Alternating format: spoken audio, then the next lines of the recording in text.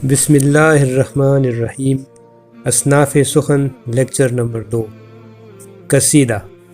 لفظ قصیدہ عربی زبان سے اردو زبان میں آیا ہے اور لفظ قصد سے نکلا ہے، جس کے معنی ہے ارادہ۔ اردو ادب کی اصطلاح میں یہ نظم کی وہ قسم ہے جس میں کسی دوسرے شخص کے کردار، اعلیٰ مقام، بزرگی، عادات و اطوار، اعلیٰ اخلاقی صفات، حسن انتظام، رعایا پروری اور دوسری تمام خوبیوں کا احاطہ کیا گیا۔ عموماً قصائد بادشاہوں اور امراء کی شان میں لکھے جاتے ہیں۔ نعتیہ قصائد بھی ہیں جن میں حضور نبی کریم صلی اللہ علیہ وآلہ وسلم کی شان بیان کی گئی ہے، جیسے تاریخ اسلام میں قصیدہ بردہ شریف بہت مشہور ہے۔ قصیدہ میں بھی قافیہ ردیف کا خیال رکھا جاتا ہے۔ قصیدہ میں اشعار کی کوئی مخصوص تعداد مقرر نہیں، کم از کم 7 اشعار سے لے کر 200 یا پھر اس سے بھی زیادہ اشعار ہو سکتے ہیں۔ قصیدہ کی اقسام: نمبر 1 مدحیہ، حمدیہ یا نعتیہ۔ نمبر 2 ہجویہ۔ نمبر 3 بیانیہ۔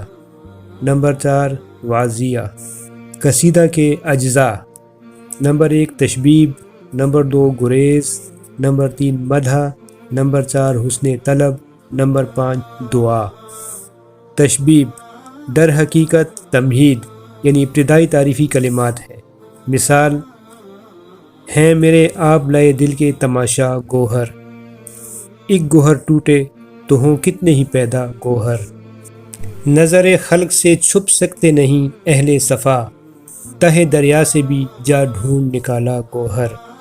گریز تمہید کے بعد مطلب کی بات کی طرف آنے کو گریز کہتے ہیں۔ گریز جتنا خوبصورت ہوگا قصیدہ اتنا ہی جاندار ہوگا۔ یہ عموماً ممدوح کی زندگی کے کسی یادگار واقعے یا کسی کارنامے پر مشتمل ہوتا ہے۔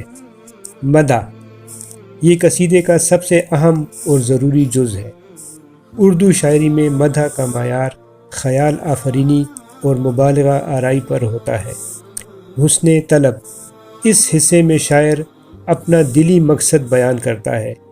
اس کے لیے شاعر سحر بیانی اور فصوں کاری سے کام لیتا ہے اور ممدوح کو مجبور کر دیتا ہے کہ وہ کریم بن کر شاعر کا دامن گوہر مقصود سے بھر دے۔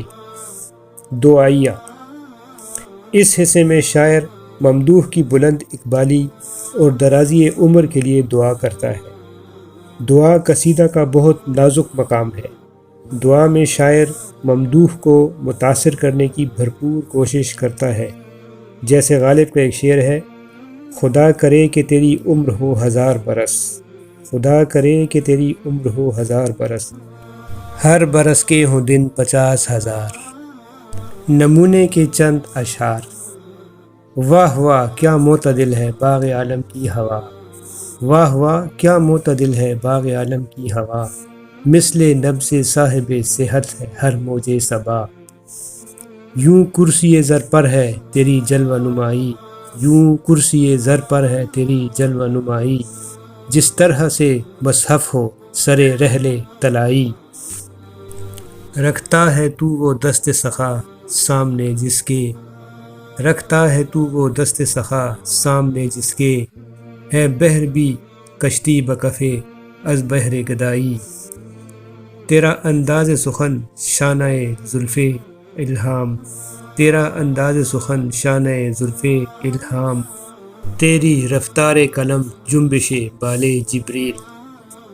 عزیز طلباء اور شعر و سخن کا ذوق و شوق رکھنے والوں سے التماس ہے کہ نئی ویڈیوز دیکھنے کے لیے چینل کو سبسکرائب کریں، شیئر کریں اور اپنی قیمتی آراء سے نوازیں تاکہ بہتر سے بہتر ویڈیوز آپ کی خدمت میں پیش کی جا سکیں۔